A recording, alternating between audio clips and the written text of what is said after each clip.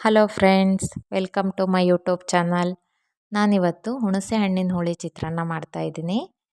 ಬನ್ನಿ ನೋಡೋಣ. ಒಂದು 5-6 ಹಸಿರು ಮೆಣಸಿನ್ಕಾಯಿ ಕಟ್ ಮಾಡಿ ಇಟ್ಕೊಂಡಿದ್ದೀನಿ. ಒಂದು ಸ್ವಲ್ಪ ಕರ್ಬೇವಿನ ಸೊಪ್ಪು ತೊಗೊಂಡಿದ್ದೀನಿ.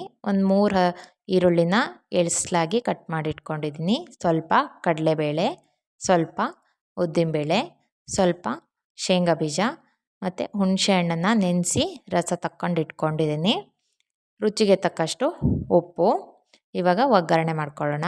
ಒಂದು ಬಾಣಲಿ ಕಾದಿದೆ. ಇವಾಗ ಇದಕ್ಕೆ ಒಂದು 5-6 ಸ್ಪೂನ್ನಷ್ಟು ಸನ್ಫ್ಲವರ್ ಆಯಿಲ್ನ ಹಾಕ್ಕೊಂಡಿದ್ದೀನಿ.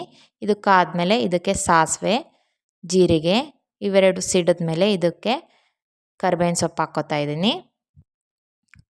ಹಾಗೆ ಇದಕ್ಕೆ ಶೇಂಗಾ ಬೀಜ ಕೂಡ ಹಾಕ್ಕೋತಾ ಇದ್ದೀನಿ. ಶೇಂಗಾ ಬೀಜನ ಸ್ವಲ್ಪ ಸಿಮ್ಮಲ್ಲಿ ಇಟ್ಕೊಂಡು ಫ್ರೈ ಮಾಡ್ಕೊಳ್ಳಿ.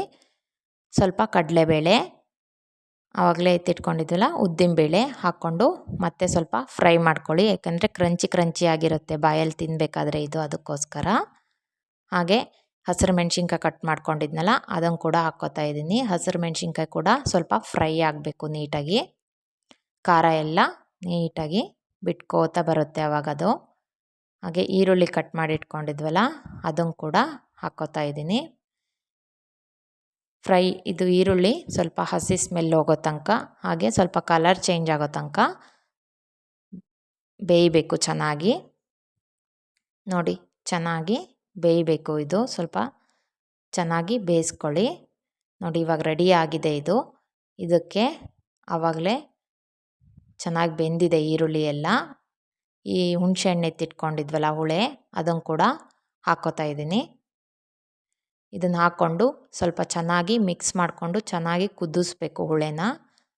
ಚೆನ್ನಾಗಿ ಎಷ್ಟು ಕುದಿಯುತ್ತೋ ಅಷ್ಟು ಚೆನ್ನಾಗಿ ಬರುತ್ತೆ ಇದು. ಎಣ್ಣೆ ಎಲ್ಲ ಬಿಟ್ಕೊತ ಬರುತ್ತೆ ಕುದ್ಮೇಲೆ. ಆ ರೀತಿಯಾಗಿ ಬರಬೇಕು. ನೋಡಿ, ಚೆನ್ನಾಗಿ ಕುದ್ದಿದೆ. ನೋಡಿ, ಎಣ್ಣೆ ಎಲ್ಲ ಎಷ್ಟು ಚೆನ್ನಾಗಿ ತೇಲಿ ಬರ್ತಾ ಇದೆ. ಇಷ್ಟು ಚೆನ್ನಾಗಿ ಕುದಿಬೇಕು.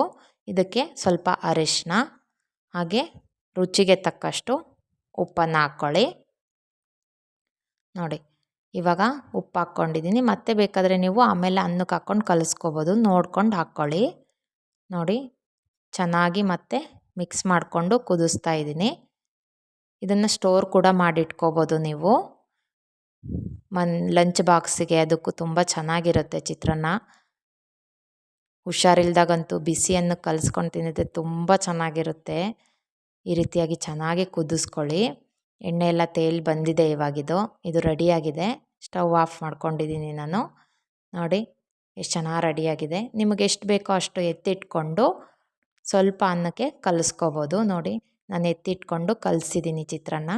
ನೋಡಿ, ರುಚಿಯಾದ ಹುಣಸೆ ಹಣ್ಣಿನ ಚಿತ್ರಾನ್ನ ರೆಡಿ ಆಯಿತು. ನೀವು ಟ್ರೈ ಮಾಡಿ ಮನೇಲಿ.